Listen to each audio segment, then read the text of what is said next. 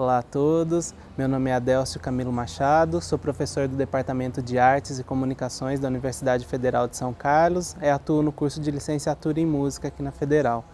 Eu vou falar um pouquinho para vocês sobre a minha pesquisa na área de música popular brasileira. Recentemente eu defendi a minha tese de doutorado, que se intitula O Lado B da Linha Evolutiva, Nelson Gonçalves e a Má Música Popular Brasileira. À exceção das figuras dos precursores, dos chamados precursores da moderna música popular brasileira, dentre os quais se incluem Dick Farney, Lúcio Alves, o Johnny Alf, músicos ligados ao cenário de Copacabana daquele período, em grande parte essa música é relegada a um segundo plano dentro da historiografia.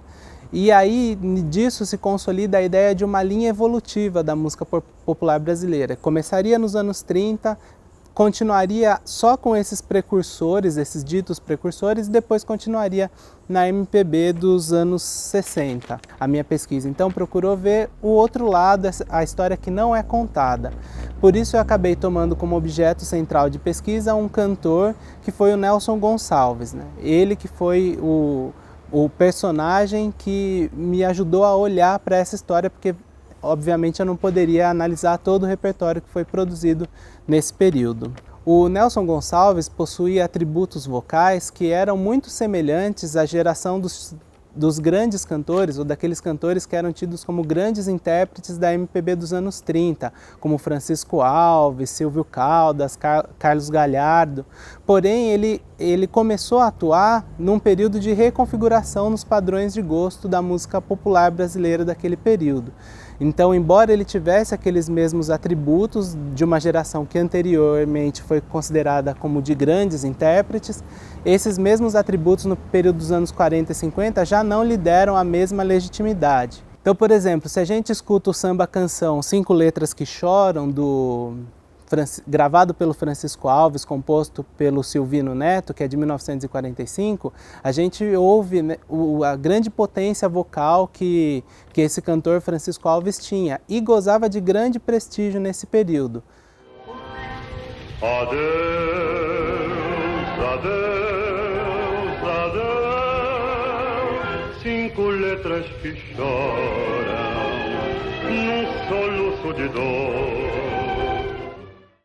O Nelson Gonçalves não fica muito longe disso. Se a gente ouve o tango Hoje Quem Paga Sou Eu, composto pelo Erivelto Martins e pelo Davi Nasser, gravado pelo Nelson Gonçalves em 1956, a gente ouve essa mesma potência sonora, essa voz emitida com grande intensidade, um registro também muito amplo, quer dizer, o Nelson Gonçalves dominava tanto o registro grave quanto o registro agudo, tinha uma ampla extensão.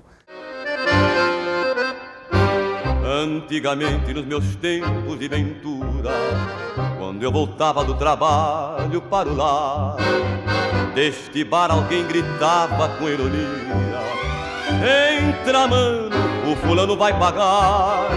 Havia sempre alguém pagando um trago pelo simples direito de falar. Então ele, a princípio, em termos de material musical, ele teria o mesmo material do que seu antecessor.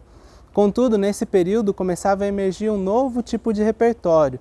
Se a gente ouve uma canção contemporânea, como por exemplo Rapaz de Bem, que foi composto e gravado por Johnny Alf, um pianista que atuava nas boates da Zona Sul carioca, a gente percebe outro tipo de colocação de voz e uma voz muito mais delicada, sem aquela emissão vigorosa, tal qual Nelson Gonçalves e seus antecessores tinham. Você bem sabe, eu sou rapaz de bem, minha onda é do vai e vem, pois com as pessoas que eu bem tratar, eu qualquer dia posso me arrumar, vê se mora no meu preparo. O que é bem interessante é que na construção da tal linha evolutiva da música brasileira, quem entra é Johnny Alf e não Nelson Gonçalves. Então, a partir daí, a gente tem uma história, né, dessa linha evolutiva da música brasileira, na qual entra Francisco Alves com seu vozeirão, entra Johnny Alf com sua voz mais delicada e não entra Nelson Gonçalves. Então, a gente vê nesse período dos anos 40 e 50 como que se opera essa reconfiguração nos padrões de gosto e como a escrita da história é feita de inclusões, mas é feita também de muitas exclusões, dentre as quais se inclui a própria produção do Nelson Gonçalves. Então a pesquisa teve que ser feita nesses eixos, foi uma pesquisa que utilizou, eu tive que fazer transcrições musicais, passar para a partitura, fazer análise das canções, dos arranjos, que eu tive que também pesquisar como é que os periódicos falavam sobre a música, então fiz uma sondagem da crítica musical desse período e também pesquisei o mercado fonográfico, quais eram os artistas em voga no período, para tentar mapear um pouco esse cenário e mostrar como é que o Nelson Gonçalves se inseria. E a tese se fecha mostrando como é que imagens posteriores, então como é que a crítica posteriormente olha para esse passado dos anos 40 e 50.